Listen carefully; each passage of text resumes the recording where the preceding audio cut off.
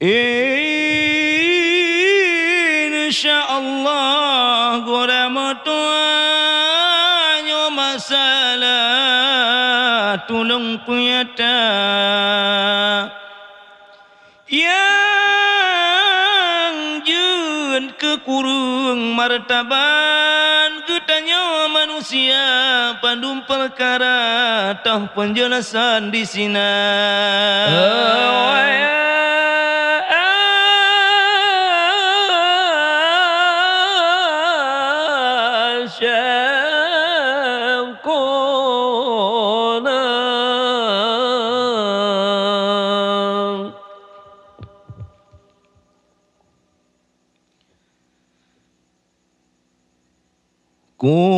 Kurang martaban nanam bosifun dengar lon sebut sisen silape yang fun elme hana lambun sapu hanajun donge o abe doa ibadan haji tempuh doa ibadan haji tempuh rukungan sujud hantam tersering ibadan kepobe akan baju le Tuhan mabudhana negase dehu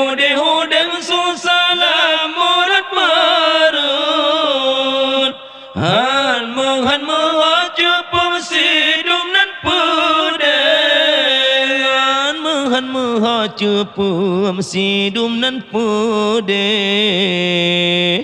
yang le akai hana mubacut pale mohon perang udiji tamsi binatang saban tasifut poyang jipubut hana jipilih tema yang kepenhana ditakut tema yang kepenhana ditakut badi peturun hawa nafsu ji surah jika badegah dipubut yang menan sifat cukup dan balik limang sedangkan temu bacut le Tuhan mabun hana negase le Tuhan mabun hana negase jampang trofakir geja terpalur hana membacut jitu kagase tolong menolong hantam terserut lam suput lam kubuta yang ke 6 orang hana jitembut sopa yang ajen amai bersih ada tak pegah yoja menuntut golo yang jitu hana jipate pota puruna jide ngehanjut bean tayubun musi kreale moyo tak pakat blolo boy buntut hanpa ya pubun DJ tan are bapa rabola aja nonton dangdut mata jitesut hante ngeje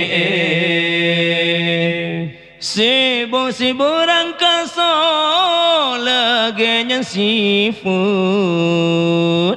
Pota Allah tuntut akhiran kede Allah nu tanyong siga lamurun Poyang tapubun masa-masa uroje Amai tehana ele mehanjat ngan po tajawab batu han khalis hanjat tak ucap baba temetum tara saadum yang sayang sangat pedih ono mada lonpo tang morat banam bersifat kala lan puji